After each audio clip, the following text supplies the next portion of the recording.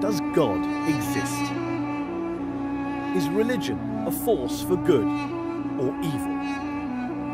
Can religion and science go hand in hand? To find some answers, I've come to Oxford, home to the oldest university in the English-speaking world, and the place where I studied as an undergraduate. One of the jewels in this city's crown is the Oxford Union, the debating chamber that's witnessed such legendary orators as Winston Churchill, Benazir Bhutto, and of course, Kermit the Frog. I've come back to the Union today to sit down with the world's most famous atheist, Professor Richard Dawkins, to put faith on trial and to ask, is religion evil?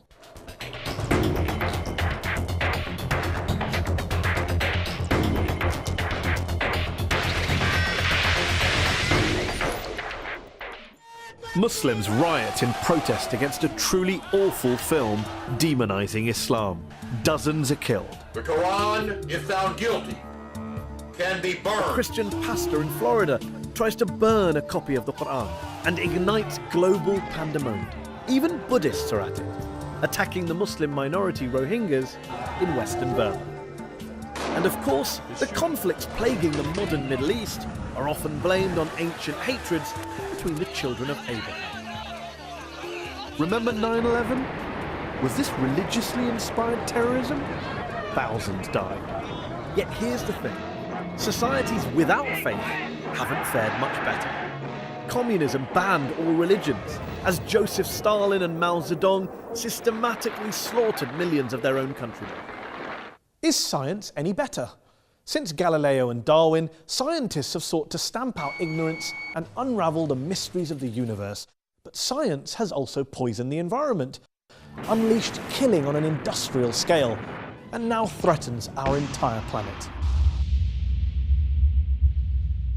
My guest today, however, stands firmly on the side of science and has provoked controversy with his attacks on religion. Ladies and gentlemen, Professor Richard Dawkins. One of the most prolific thinkers of his generation, he shot to fame in the 1970s with his research into genetics, and his book, The Selfish Gene, transformed evolutionary biology. His most famous work, The God Delusion, sold millions of copies and has been translated into more than 30 languages.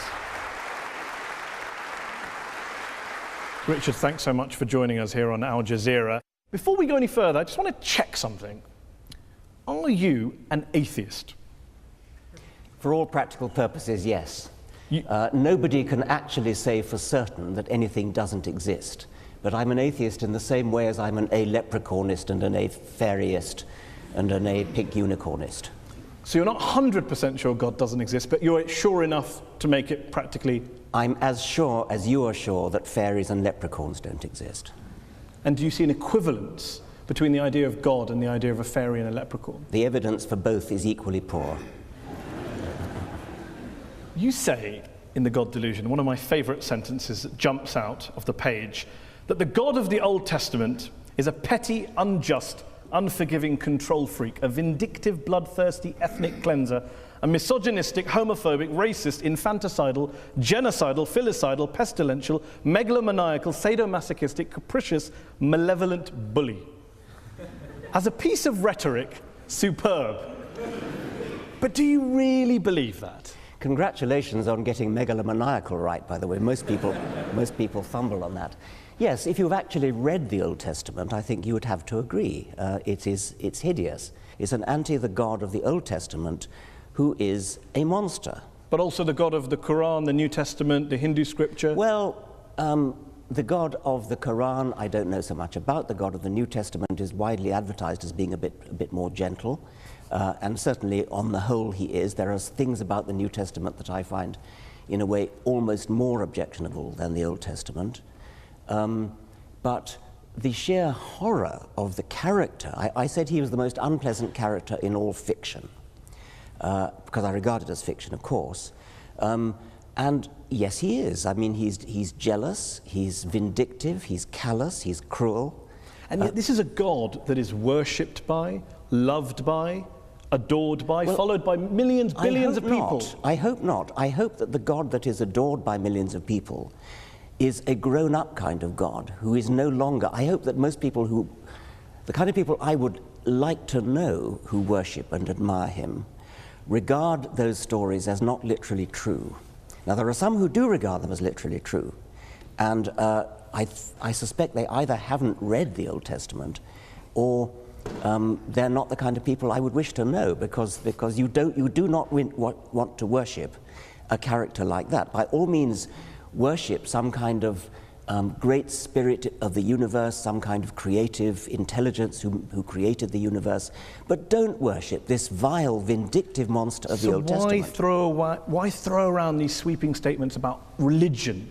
Not the God of the Old Testament, but religion itself being evil. I mean, do you believe religion is evil? No. But you say plenty of times in this book that religion is evil. You said in a speech famously that I think a case can be made that faith is one of the world's great evils, comparable to the smallpox virus, but harder to eradicate. I do think that, yes. Because what I'm talking about there is faith, where faith means belief in something without evidence. Because if you believe something without evidence, then that justifies anything. You're no longer vulnerable to somebody coming back at you and saying, hang on a minute, let me argue the case.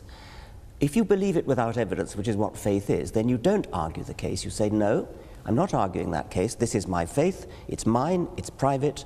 I don't dissent from it. I don't retreat from it. You're just going to have to accept it. Now, that is evil. And yet you spend so much of your time debating people of faith. So clearly people of faith are interested in having discussions. They're not just all blind believers insisting on their way of... Well, nobody said anything about all of them. I mean, the vast majority of religious people are perfectly good, nice people, as you are. There's no suggestion I've ever made that all religious people are evil. Of course not. There is a logical progression that goes from believing in faith, having faith that your God tells you to do something, and doing terrible deeds, like suicide bombing, like flying planes into skyscrapers. The vast majority of people of faith don't do such terrible things.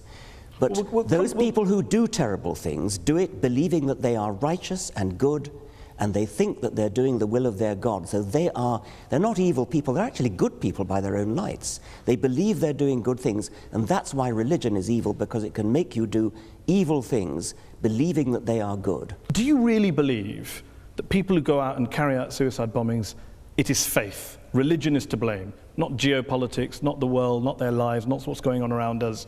It's religion, plain and simple. Not always, since not in the case of the Tamil Tigers, for example, but I think in a great majority of cases it is, and I think it certainly makes it a hell of a lot easier. The evidence is plain that in many Islamic suicide bombers, you talk to them, those who fail, you talk to them afterwards, they've got paradise on the brain. They're desperate to go to a martyr's heaven. And that's what they think about. Professor Robert Pape of the University of Chicago studied every known case of suicide terrorism, 315 cases. And he came to the conclusion that there's, quote, little connection between suicide terrorism and Islamic fundamentalism or any of the world's religions. The taproot of suicide terrorism, he says, is nationalism. It's about land, it's about power, it's about politics. It's not about faith. Faith is just a cover. What do you know that he doesn't know? Well, I've seen other evidence. There are different people say different things. I've seen plenty of testimonies of suicide bombers who have said precisely that they do it because they want a martyr's paradise. Do you include the 7/7 bombers in that case as well? Yes, I believe so. Have you watched their suicide videos? I'm not sure that I have, no. They talk about Afghanistan, they talk about Iraq, they talk about crusades, they talk about war between the West and the Muslim world, they talk about invading armies. I mean, there's a lot of real world stuff in there. I'm not saying, of course not, that faith doesn't play a role, but I'm just interested in this idea that you think faith is the issue. You said in a very famous column you wrote 4 days after 9/11 that this came from religion. There are enormously good reasons for people to take political action, and this we see in Northern Ireland, we see it in Afghanistan, we see it in Sri Lanka, where the Tamil Tigers operated. So yes, there are political reasons, but the promise of a martyr's heaven, which is, you cannot deny that this is part of Islamic doctrine. Martyrs go straight to paradise. Yes, but not terrorists, not murderers, not criminals. Well, they believe that because they're told it by their imams. But then what about the majority of the world's Muslim clerics and ulama who came out and condemned 9/11 straight Well, I'm afterwards? delighted they did, but they were pretty quiet about it. What about the argument that says human beings are prone to violence, they're prone to carrying out crimes against their fellow man? You can blame religion, you can blame politics, you can blame economics, lots of factors, lots of excuses. What I don't get is, why do you only focus on religion? For fairness, why don't you also isolate the other factors? There are lots of other factors, and I'm quite happy to say that, yes. There are lots of, I mean, if you look at the wars of history, some of them have been about religion, plenty of them have not been about religion. I never said religion is the sole cause of wars and violence.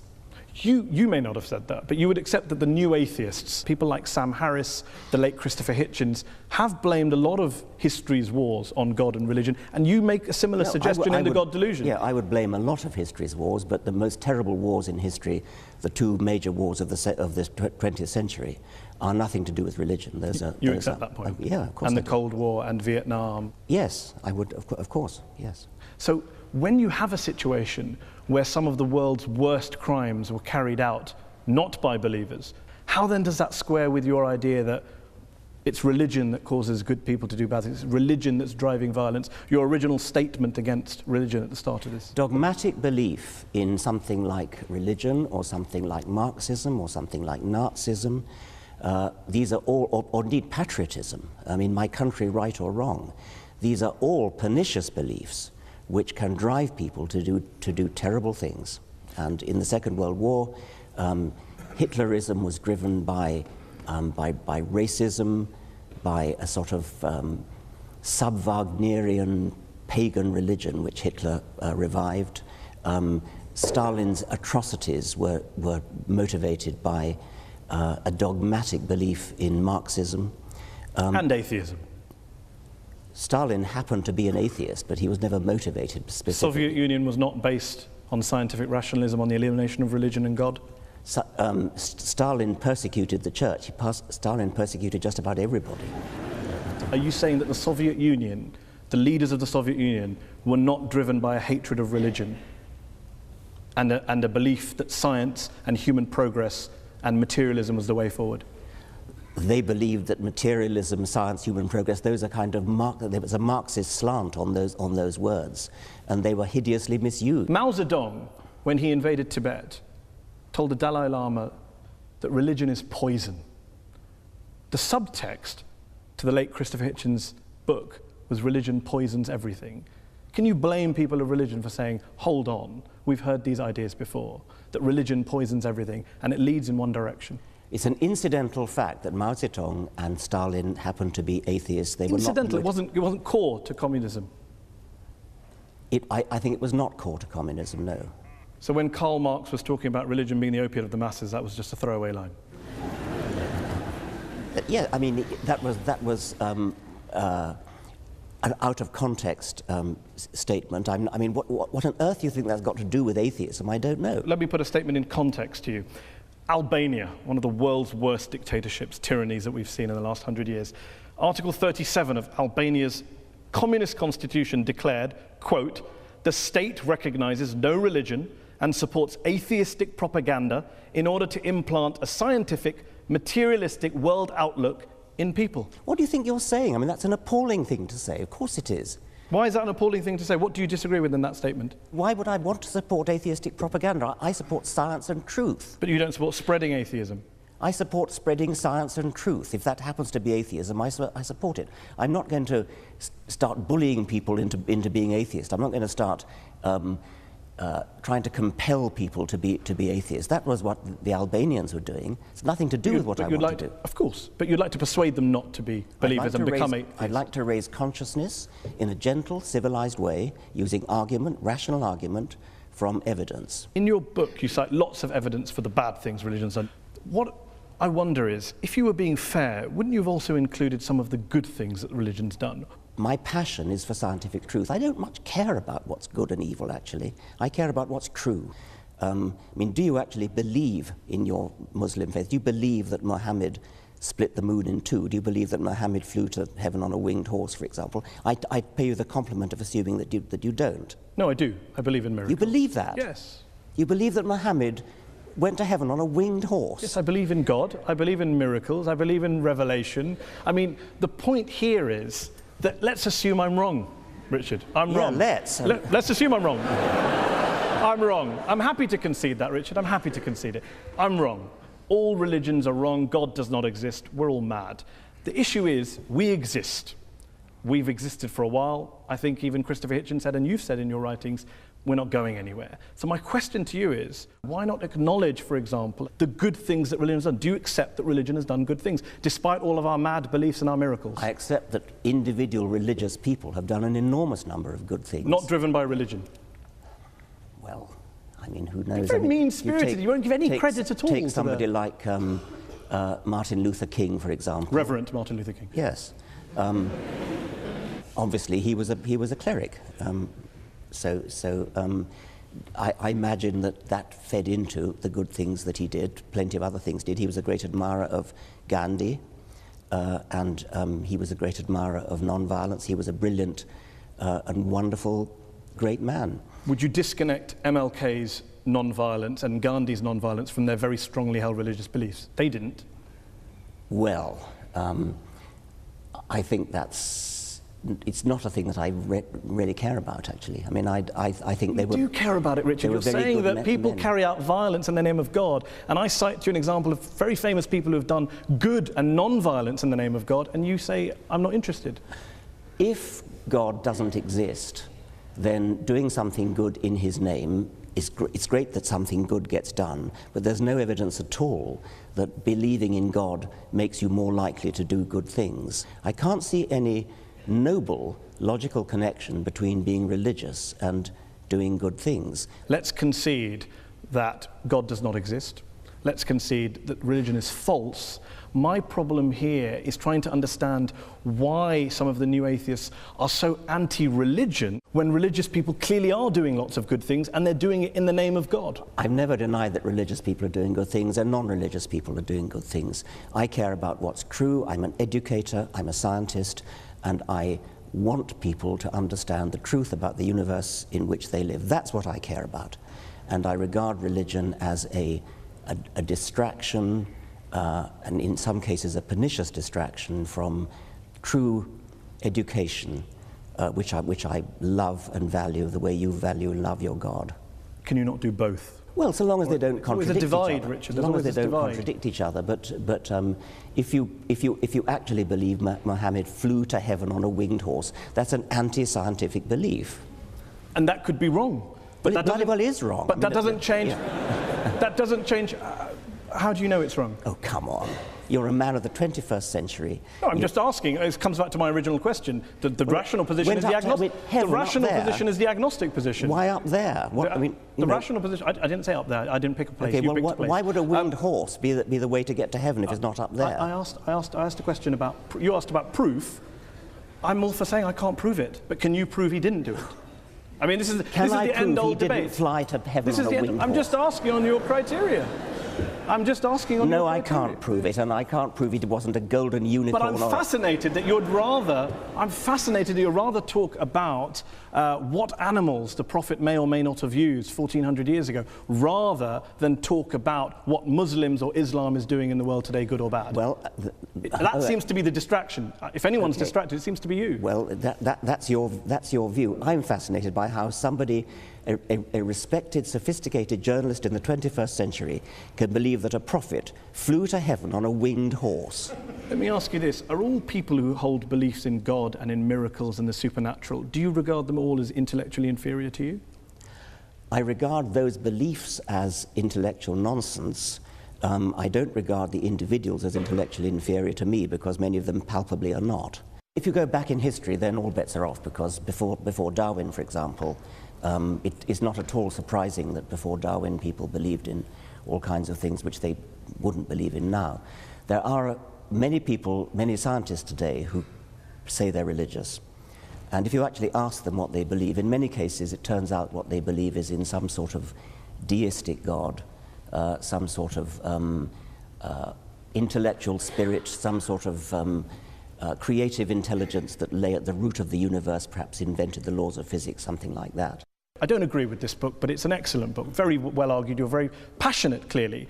There's one section in the book where you talk about bringing up children. Oh, yes. And you talked about education. You talk about a story when you tell a story about being in Ireland and talking about the Catholic child abuse scandal. And there's one quote on page 356, which I will read out to you. Horrible as sexual abuse no doubt was, the damage was arguably less than the long-term psychological damage inflicted by bringing the child up Catholic in the first place.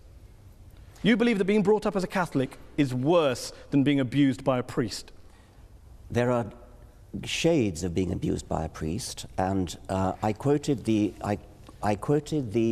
example of a woman in America who wrote to me saying that when she was 7 years old, she was sexually abused by a priest in his car, and at the same time, a friend of hers, who also 7, who was Protestant, or was of Protestant family, I should say, died.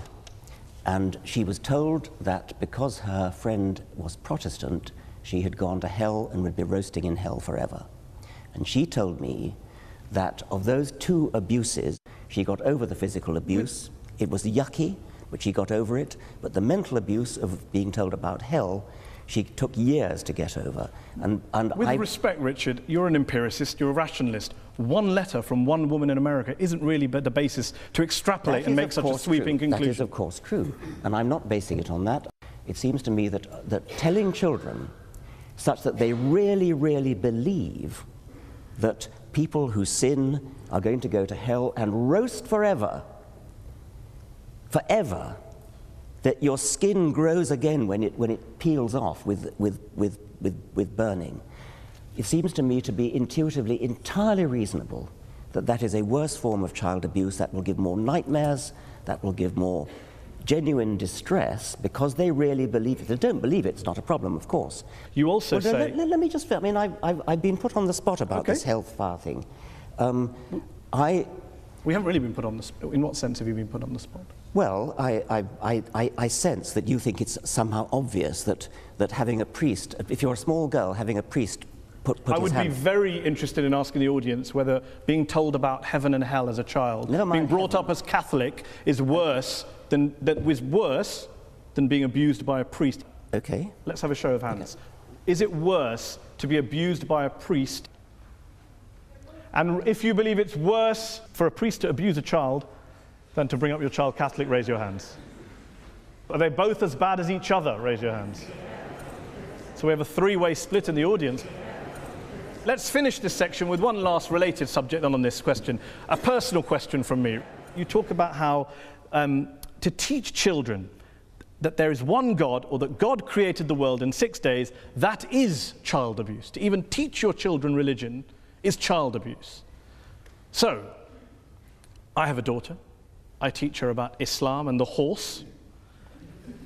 Am I guilty of child abuse? Do you teach her the world was created in 6 days? No, because Islam doesn't teach that, Richard. I'm delighted to hear that.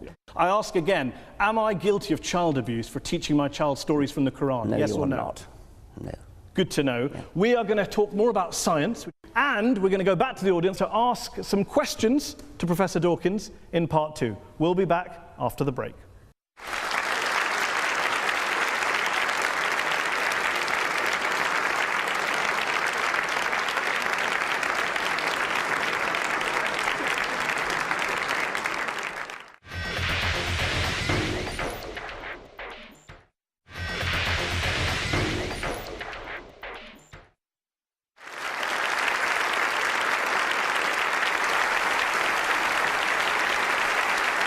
Welcome back.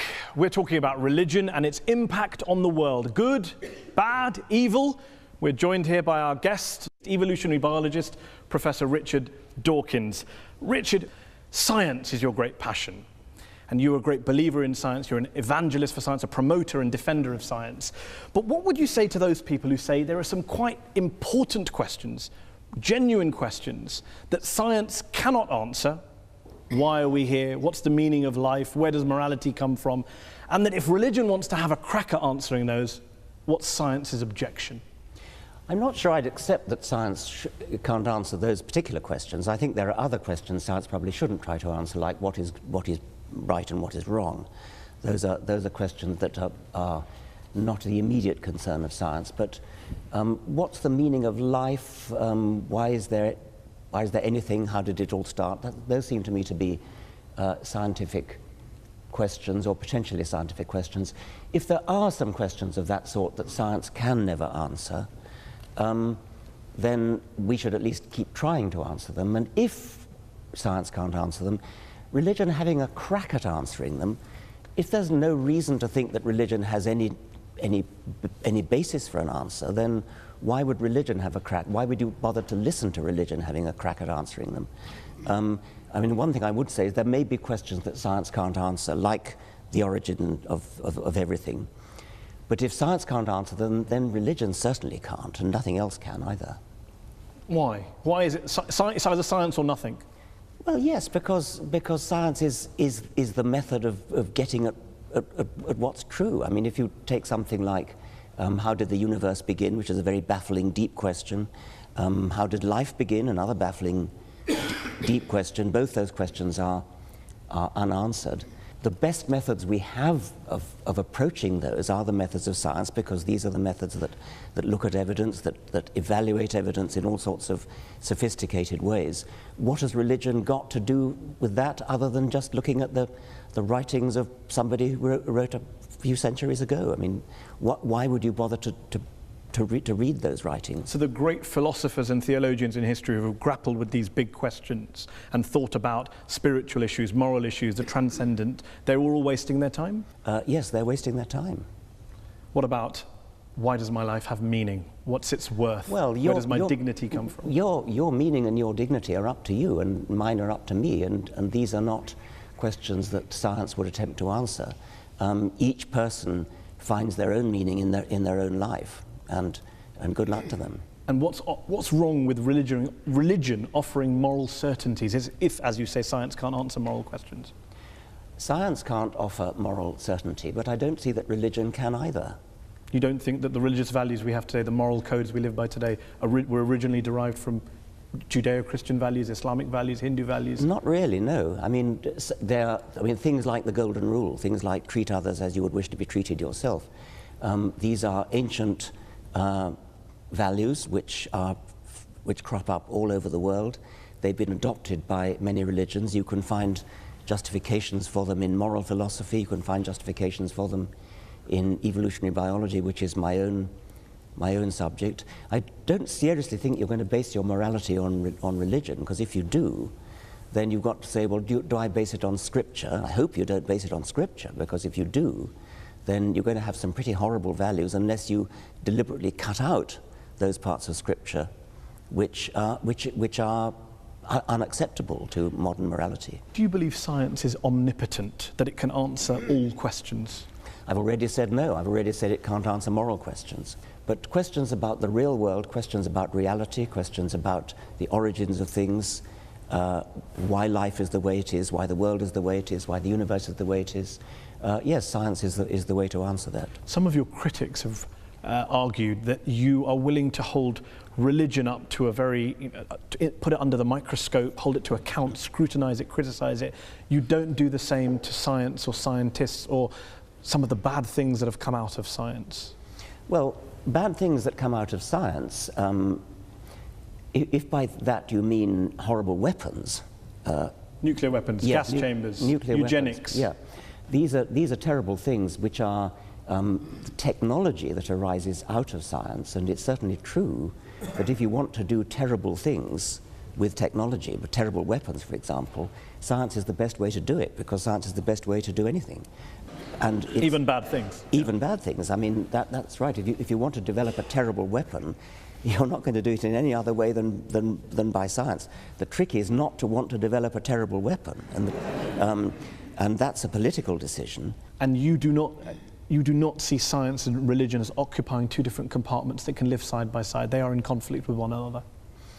Insofar as religion attempts to talk about reality and has an alternative vision of reality, I think they are incompatible, yes. Despite the fact, as we discussed earlier, many of our leading scientists are believers? I think it's baffling. I mean, what they in practice do is they leave their religion at the door when they go into the lab. And so they get on with their science. They say they don't. Well, I know they do, but, well, okay.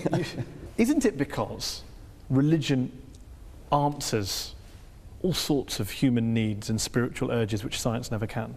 Isn't that the real issue that you can't get away from? Religion may answer human needs. I mean, for example, if you're terrified of dying, religion may answer the need for comfort and consolation.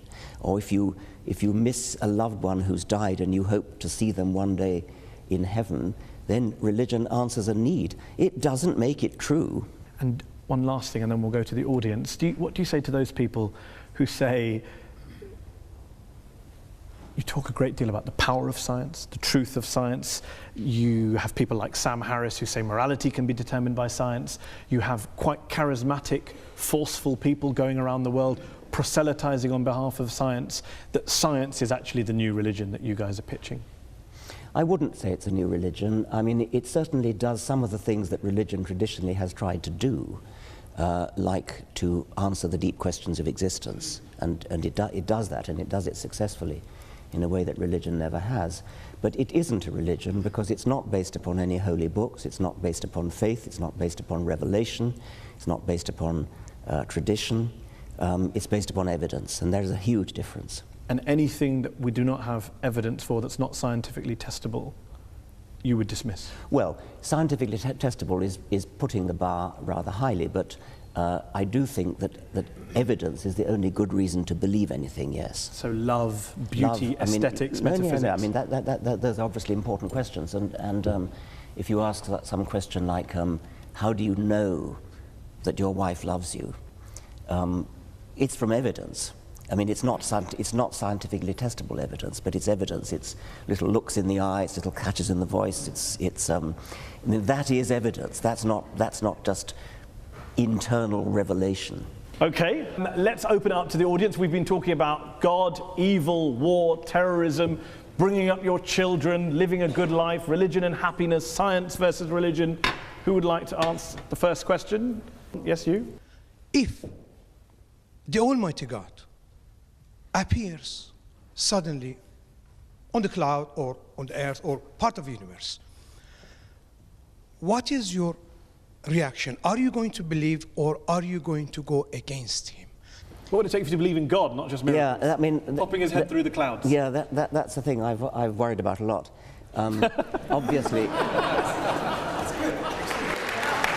it would do wonders for the book. the reason I worry about it is that obviously, as a scientist, I'm committed to the view that I would change my mind if evidence came along. And so it's a very important question, what would that evidence look like? And I've talked about it with my colleagues a great deal.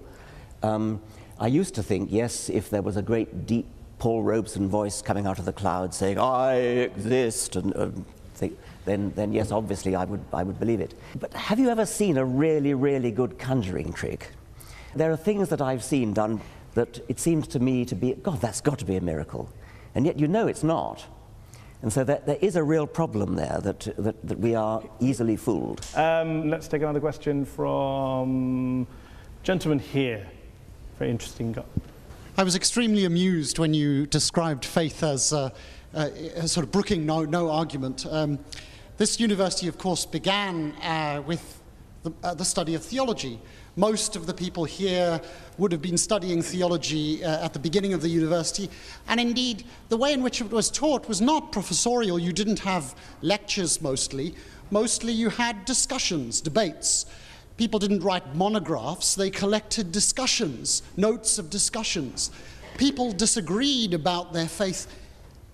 Absolutely, I mean, everybody had a different opinion and everybody expressed it and everybody was heard. What's the question? The idea that, so the question is, do you really think that your view of faith brooking no argument measures up to really any experience of how people think about their faith? You talked about the evidence that your wife loves you.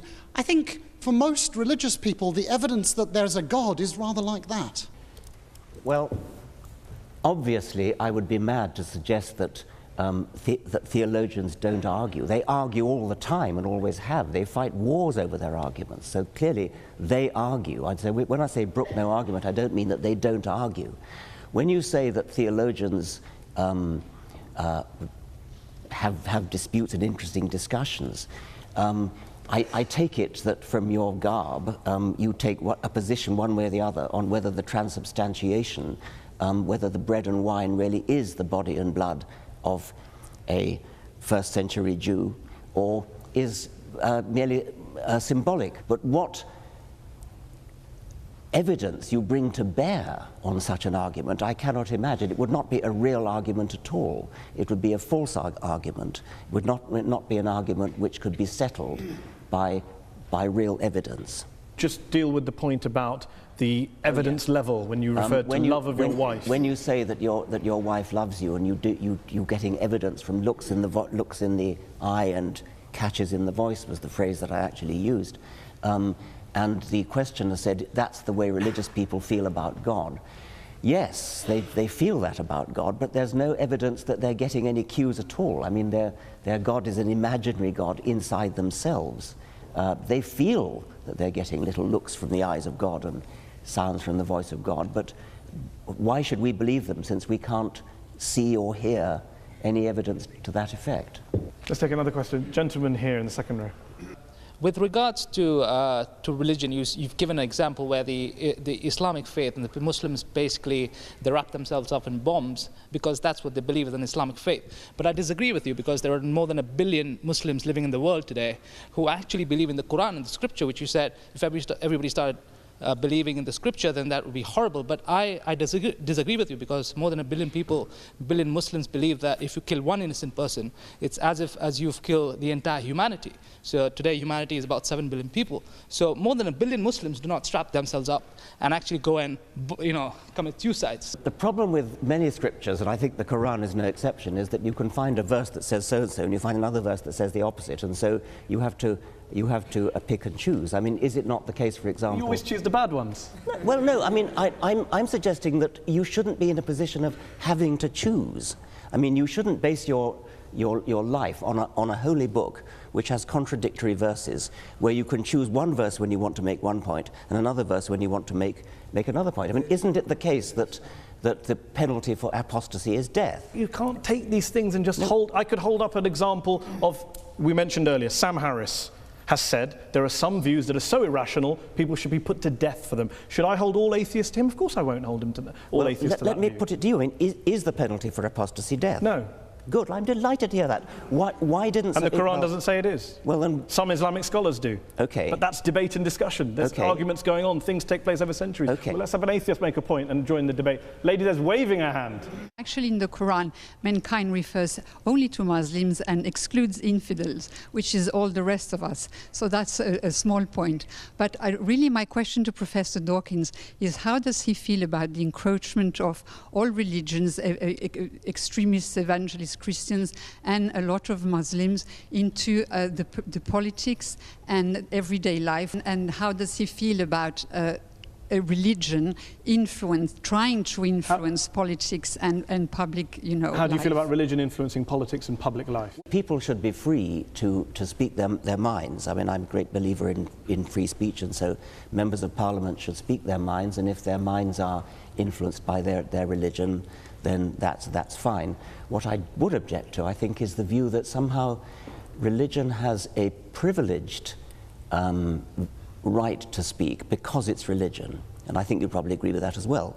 If you stand up in Parliament and make an excellent speech in favour of something which religion has a view on, like abortion, say, if you make your points well and win the vote by making your points well, that's fine. But what you shouldn't be allowed to get away with is saying, because it's religion, therefore, this is what we should do. Lady there in the headscarf. As a social scientist, the model of the rational actor is somewhat discredited. We don't look at all actors at all times as acting rationally. In fact, we assume that they don't.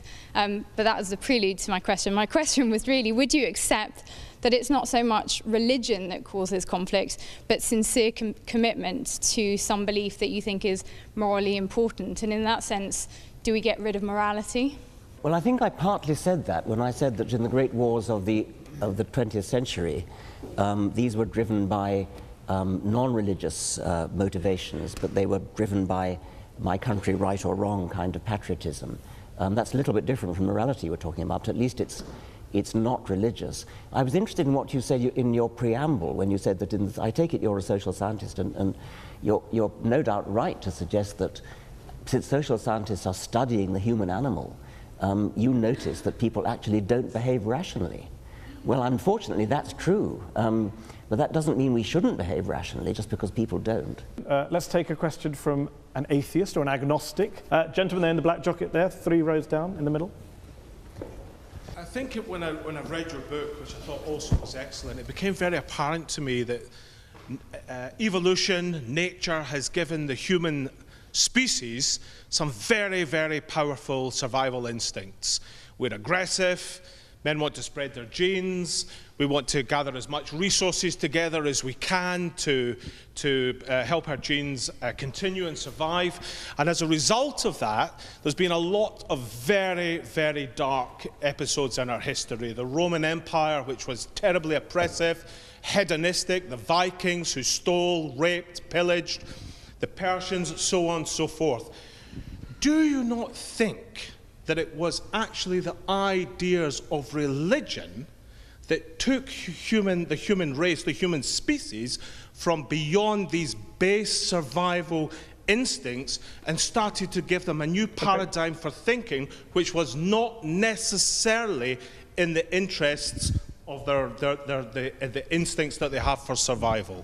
It's perfectly true that a sort of selfish gene view of life, which is what I've mostly written about, is a very unpleasant view of life. And if you followed the creed of the selfish gene literally and actually lived your life according to it, it would be a very unpleasant world in which to live. It would be a sort of Thatcherite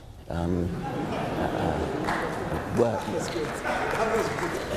I mean, I've often said that while I'm a passionate Darwinian when it comes to explaining the way life is, I'm a passionate anti-Darwinian when it comes to organizing our lives. Would the world be a better place if religion disappeared tomorrow? Yes. Despite all the good things we discussed, that you recognise.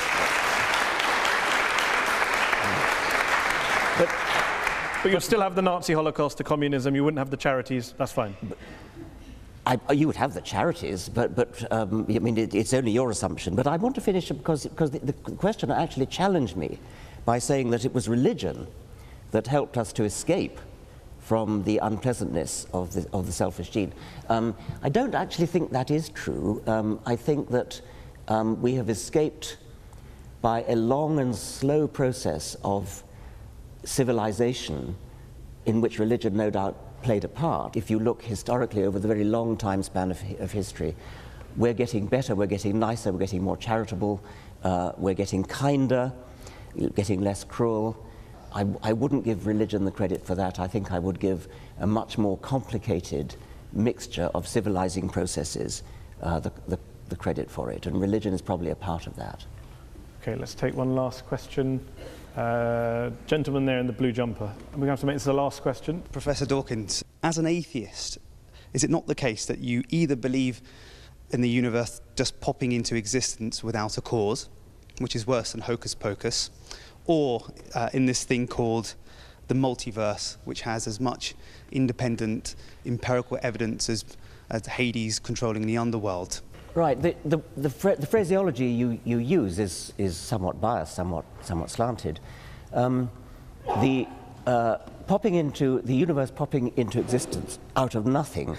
The multiverse theory is used in this context to explain the fact that some physicists believe that the physical constants are too finely adjusted. It's as though it's a put-up job. It looks as though the physical constants are so finely adjusted that if you change any one of them, then the universe would collapse. And I started to say that. Yes.